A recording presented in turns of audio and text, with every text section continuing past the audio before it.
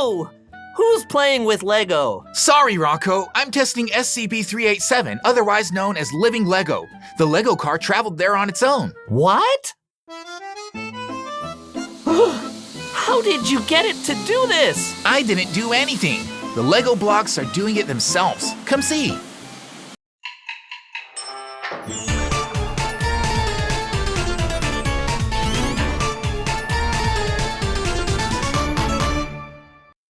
Hey everybody, I'm Red Foxton. Welcome to Monsters Wild, where we get up close and personal with monsters.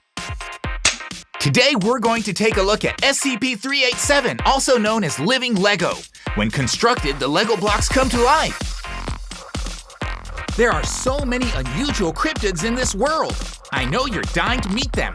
Hit that subscribe button and follow me. Let's go! Things are about to get wild. Monsters Wild! The Lego blocks that are known as SCP-387 were first discovered by Agent H of the SCP Foundation. During a long train ride, Agent H saw some Lego blocks on the seat next to him. He constructed a Lego minifigure and put it back down on the seat next to him. Several seconds later, he noticed that the Lego minifigure that he had just built became animated and moved on its own. Concerned, Agent H quickly disassembled the minifigure. He delivered the Lego pieces to the SCP Foundation for analysis. The origin of those particular Lego blocks is unknown.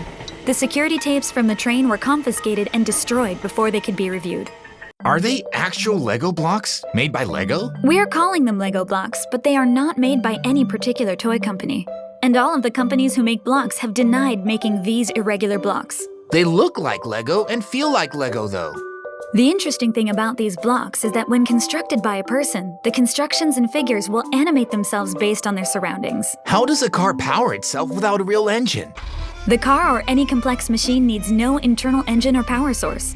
The Lego people have some form of sentience. They can interact with each other and take on occupations based on the buildings around them. So those minifig firemen just became firemen and built a fire truck on their own? Yes, the Lego minifigs will also use other SCP-387 blocks to create more buildings and machines. Can you still play with these blocks? Of course, and the blocks are quite harmless. But if a person becomes hostile to them, they will immediately cease all activity and become inanimate. What's the deal with this storage bin? Another unusual aspect of SCP-387 is that the blocks can duplicate themselves. When a storage container was filled with a layer of blocks, the blocks began to replicate themselves and fill the container. Come on.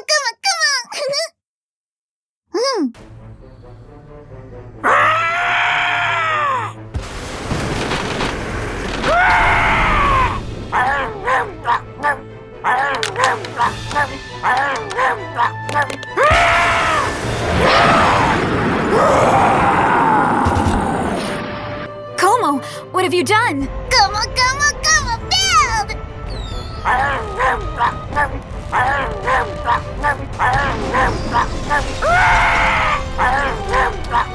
I thought you said these Lego blocks were harmless! They are, but SCP-387 blocks are not supposed to be given to children under 10. Why not? They tend to make weapons and monsters.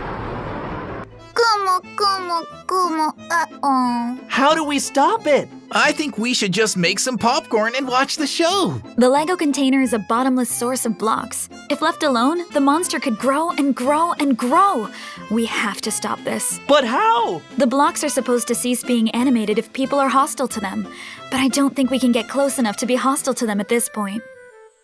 We could throw something at the town. Here, you grab the chair, and I'll open the door on the count of 3.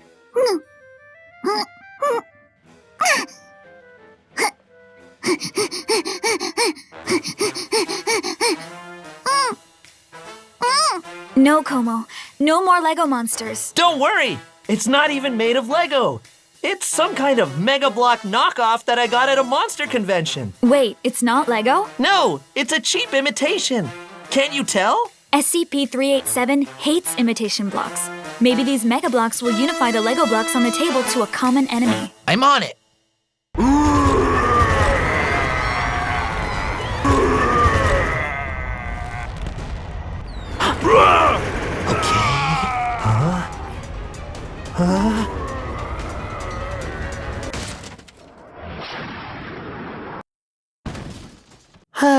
I always liked this guy.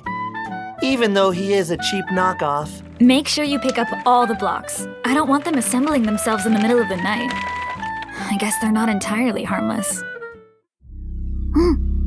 Come on, build.